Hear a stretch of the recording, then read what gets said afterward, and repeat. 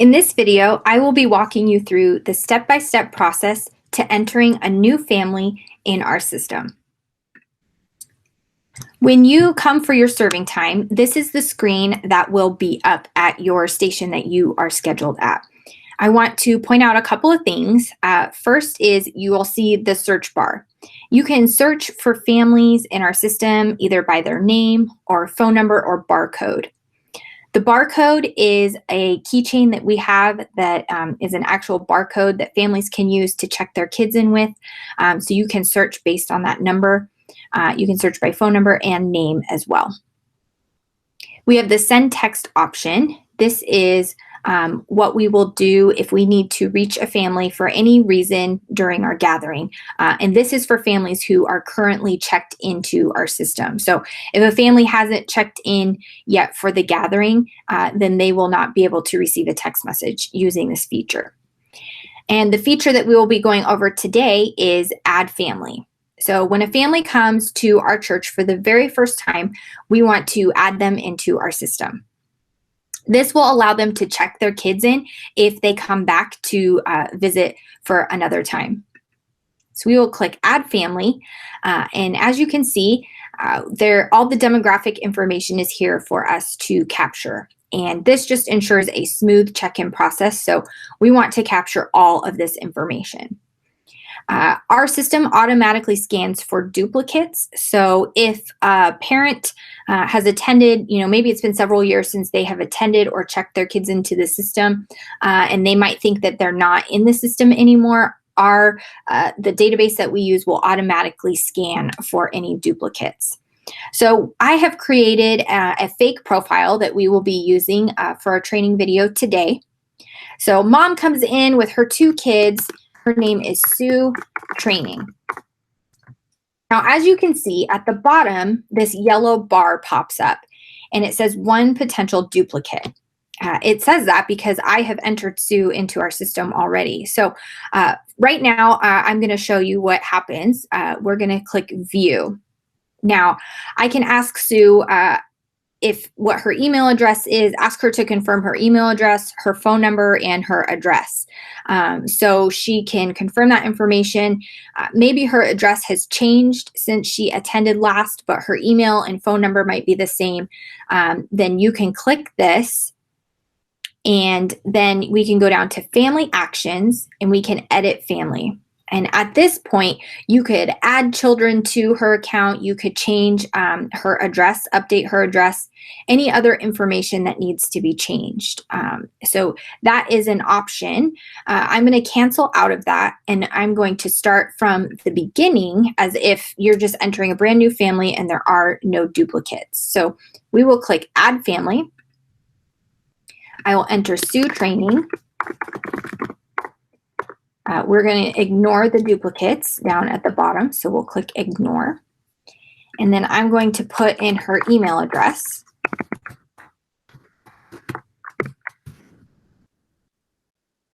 You can assure people that they will not be added to a mailing list of any sort, so they won't receive a bunch of spam from Canvas Church. And then phone number. We have to have the 10-digit phone number. So make sure to get an area code. And then we need to have the mobile carrier. This is what allows us to send a text message if we need to reach a parent for any reason during the gathering.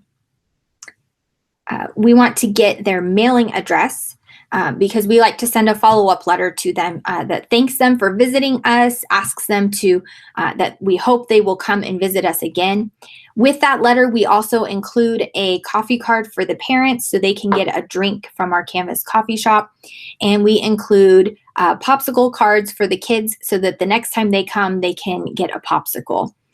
You can assure parents that they will not be receiving a bunch of junk mail from us, that they're not going to be added to a mailing list. They will just receive that 1 follow-up letter.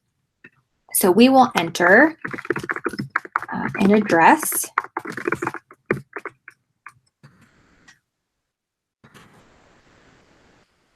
State is a drop-down option, so you'll scroll down and find the correct state. It is not necessary to enter the country, so you can skip that. Here, it's going to default to the primary contact for the first person that you're entering for an account. Once you add subsequent people to the account, this will become active and you'll be able to choose other options. For the parent, it's not necessary for you to get their gender or marital status, although that can be helpful information. For the parents, you do not need to get their birth date or anniversary date or ask if they have any allergies. So we have entered mom.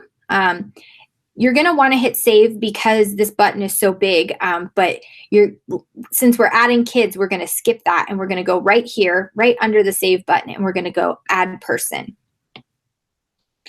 Now, when you hit add person, the last name will autofill to the parent last name that you entered first. So I always like to ask if the child has the same last name as the parent, because many times they don't. So it's always a good question to ask. But for now, we're going to enter Johnny. Training is his last name. Since he is a child, we don't need to get an email address or a mobile phone number. The mailing address auto-populates. Here it auto-populated to spouse, but since Johnny is a child, we're going to change that to child. For children, we like to get the gender because it's not always easy to tell from the name what their gender is. A lot of names are gender neutral.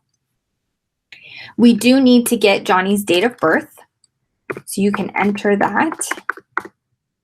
And then ask if there are any allergies that we need to be aware of.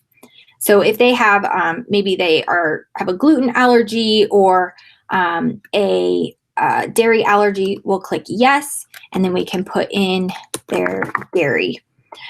We don't necessarily need to know if they have seasonal allergies or a pet hair allergy, things like that. We can skip that. We do need to know, since we serve snack, if they have any food allergies. You could also put in here if there are any special needs that they have. So if they maybe have a sensory processing disorder or something like that, you could put in there that they have headphones to wear during the gathering. Just any information that's helpful to the leader in the room.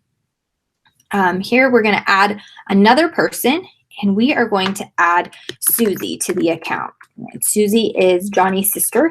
She has a different last name. Again, we don't need email address or phone number. Mailing address auto-populates. And this has auto-populated to say child. We do want her gender. We'll enter her birthday. And she has no allergies. At this point, once you've entered all the kids and you've entered one parent, I like to ask if there are any additional people who need to be added to the account. Say mom came to get the kids checked in while dad's parking the car, so she might not be thinking about adding him to the account, but in asking if there's anyone else that we need to add to the account, it might trigger something in their mind of like, oh, well, I could add my husband or another person. So it's always a good idea to ask that question. From here, we can hit save. Now you'll see Johnny has this dancing present next to his name because he has a birthday this week. So we want to make a big deal about his birthday. We want to say, Johnny, you have a birthday this week. That's awesome. I'm so excited for you. You're going to be 8 years old. Kids love it when you know when their birthday is, and birthdays are a big deal to kids. So this is just one way to help him feel really special, and we love to do that for kids. The top of the screen, it says, who would you like to check in? Well, since we're checking kids into our kids ministry, we're going to skip mom. We're going to click on Johnny's name. And at this point, you can ask what grade Johnny is in. Since he's 7 years old, he is in school. So ask mom what grade he's in. We're going to say second grade. And then we're going to check Susie in also. Same question. We're going to ask what grade she is in. She's 6 years old, so we're going to say she's in kindergarten. And then we'll click done. Then we'll click next up here in the upper right-hand corner. The screen says who should receive text messages. Basically, what this is asking is who should receive the text message if we need to reach a parent during the gathering.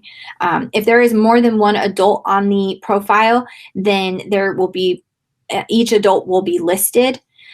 So we will say Sue training. Maybe Sue came to church. This is her first time at our church, but she actually maybe doesn't even live in our state. So she's not maybe going to be coming back, or maybe she didn't bring her phone or something. We can add a temporary. So if Sue and her kids came to church with a friend, but Sue left her phone in the car, then we can enter a temporary name and phone number to receive a text message during the gathering.